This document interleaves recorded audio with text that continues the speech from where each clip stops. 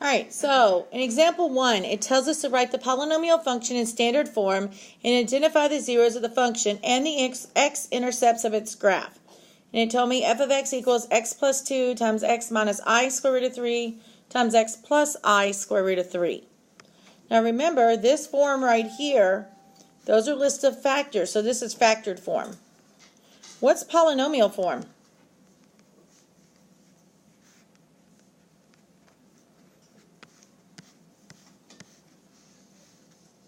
Or I guess it says here, sorry, it says standard form. That's where we wrote it as that ax to the third plus bx squared plus cx plus d. Or of course it could be start at any exponent, okay? I just picked x to the third. Doesn't mean it's going to start at x to the third. Could start at x to the 10th. But it's the one where they're separated by, the terms are separated by plus or minus signs. So how are we going to do that? How can we change from factored form to standard form? Can we multiply them? Yeah, we can use FOIL, right? Now, so notice here we have two of them with imaginary numbers, right? And that's what it said in the notes above there, is that your complex numbers come in pairs. So notice x minus I squared root of 3 and x plus I squared root of 3 are both there. So those are conjugates because they have a different sign in front of the i's. So my recommendation is when you have to pick two of them to multiply those two first. It's going to make something nice happen because conjugates make things cancel. So let's multiply. So we're going to have f of x equals, and I'm going to keep that x plus 2, and I'm going to work on multiplying these other two. So I'm going to open a parenthesis, and let's go through and let's do FOIL. So we have x times x, which is, and then x times positive I square root of 3. And you can just write it as x times I square root of 3. And then we're going to take that negative I square root of 3 times x. So negative xi square root of 3. And then negative I square root of 3 times positive I square root of 3. I'm going to write that out. So negative I square root of 3, times I square root of 3. All right, we'll come back and work on that.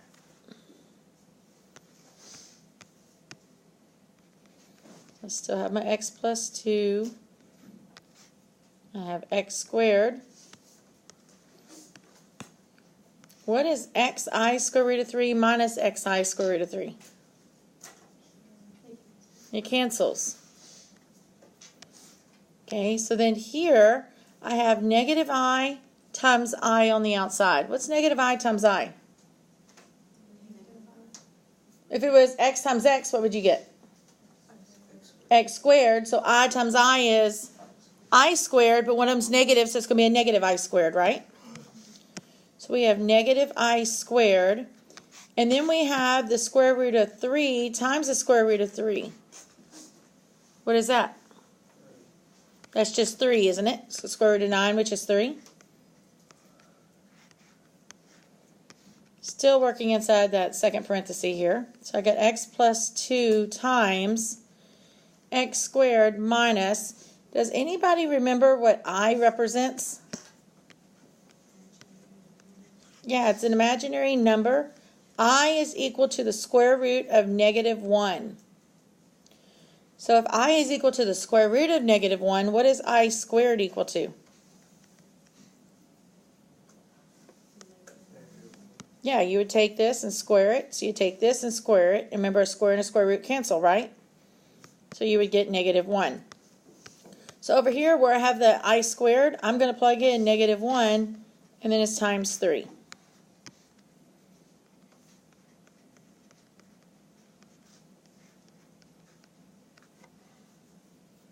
And so I get x plus 2 times x squared minus, what's negative 1 times 3? Negative 3, and a minus a negative makes it a plus, right? So notice by multiplying those conjugates, it made the I disappear, didn't it? And the radical. Nice. But am I done? No, because it wants it in standard form, and I'm still in a factored form, aren't I? Because they're being multiplied. So we're going to do FOIL again. So x times x squared is, x times 3 is, all right, and then 2 times x squared is, and 2 times 3 is. Can I combine anything or do anything there? No, so we need to write it as f of x equals, and put your, excuse me, put your terms in descending order of the exponents. So my largest exponent is x cubed, and then I have a plus 2x squared, and a plus 3x, and then my plus 6.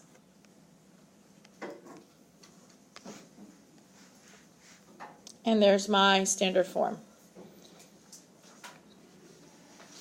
Now, but it said identify the zeros and the x-intercepts. So, wait, zeros and the x-intercepts? What do we know about that?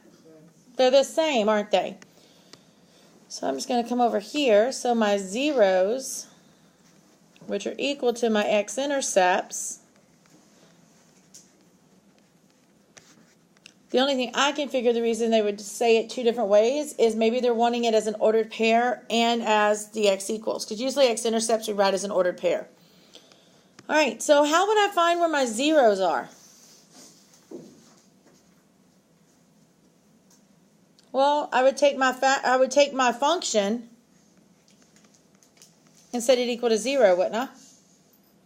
So now I could take that x cubed plus 3x squared plus 2x, I'm sorry, I read that wrong, x cubed plus 2x squared plus 3x plus 6, and I could set it equal to 0, and then I'm going to have to find my p in my q's and do p over q. But didn't they give it to me in factored form?